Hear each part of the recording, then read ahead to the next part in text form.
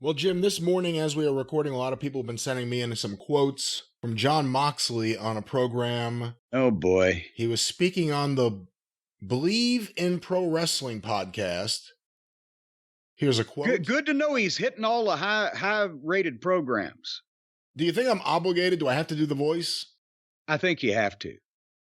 Nothing to me is worse or does more damage than just the traveling. For years, it was like traveling was my job. The wrestling part was kind of reward at the end of the day. You know, your life becomes traveling at a certain point in this game. It's really amazing how that adds up on your body and your joints and stuff. The doctors last year told me I have the arthritis of a 70-year-old man. And that was quite humbling. That was a year or two ago. So by now, it's like a 72-year-old man. I don't move very well in the mornings, but thank God shows are at night, because by then, I'm pretty loosened up. If the wrestling shows took place in the morning, like Saturday morning superstars, if we started doing like those early territory-style studio TV tapings on like Sunday mornings, I would retire. I'd be done. Lots of times, I can't even move before noon. So what are your thoughts on Jon Moxley, the arthritis of a 70, well, at least a 70-year-old man by diagnosis, 72-year-old man by his own diagnosis? Well, but here's the thing, is it exponentially, since he's only 40, but it's like he's 70, is 2 years, is that like dog years? Would he now have the arthritis of a 77-year-old man or something? And by the way, he didn't have to worry about studio wrestling television in the territory days because he wouldn't have been on them. Maybe as a job guy. Nevertheless, I'm not going to laugh about a guy's legitimate bad medical diagnosis and make fun of him, but I'm not surprised.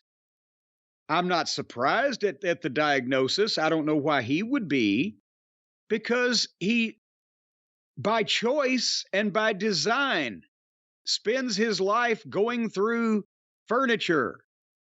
If it's not an AEW, then he goes and works the garbage matches on the garbage shows from Garbage Championship Wrestling with his friend, the bank-addicted drug robber.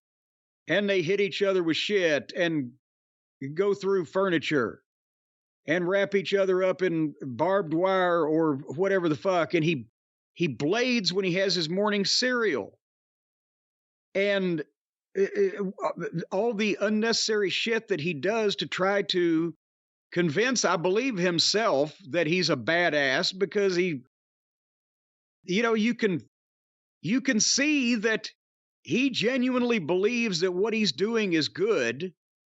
He just looks like shit and is unconvincing in every way. But the punishment that he's dealing out to himself in trying to do all this shit is legitimate. So I'm not surprised that he's got arthritis and or bad joints or bad spines or bad anything else because of what you see him doing every fucking week for no reason, where it's just become mundane and people laugh at him for, at least for the constant cutting of himself, if not for the goofiness of the constant bumps that he doesn't really sell to begin with.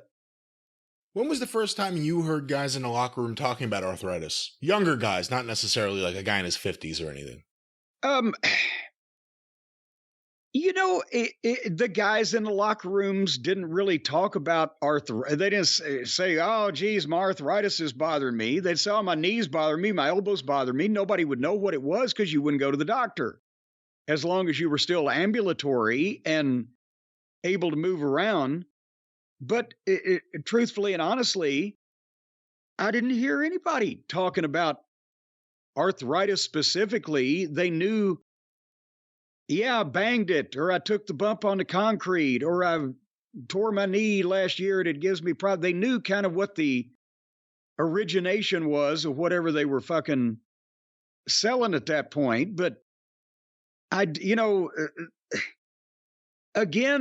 in the territory days, either as a fan or when I was in the locker rooms in the 80s, even in the early 90s, surgery was very, not rare, but not, it was very unusual.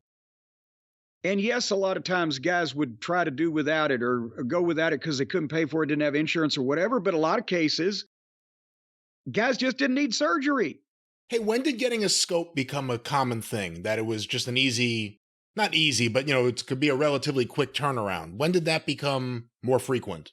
The first time I ever heard about what the fuck it was when they did it to me. That was 1986. I don't know when they started scoping stuff rather than just surgery, but I mean, I'd been around guys broke their leg, or several guys broke hands, or somebody had a knee injury, but it wasn't constant. Guys didn't get hurt regularly, and it was more of the element of, I got my tooth knocked out, or my head busted open, or my eye blacked, or, things like that, rather than, we need to fucking do surgery and need to have rehab. This is a modern, I'm not saying it never happened, but again, the plethora of it and the severity, is magnified extensively in modern times. Well, Jim, we only have a few more things left. I do want to mention, number 369 in the PWI 500, my first time seeing this wrestler's name. Beef! All in caps. Beef! Is it an update of the meat gimmick they gave Sean Stasiak? Oh, maybe. I mean, meat has been a popular chant recently. Number 330, Horus. Warhorse. There's a name I haven't seen in a while. 331. Does he still rule ass? At 331, he does indeed.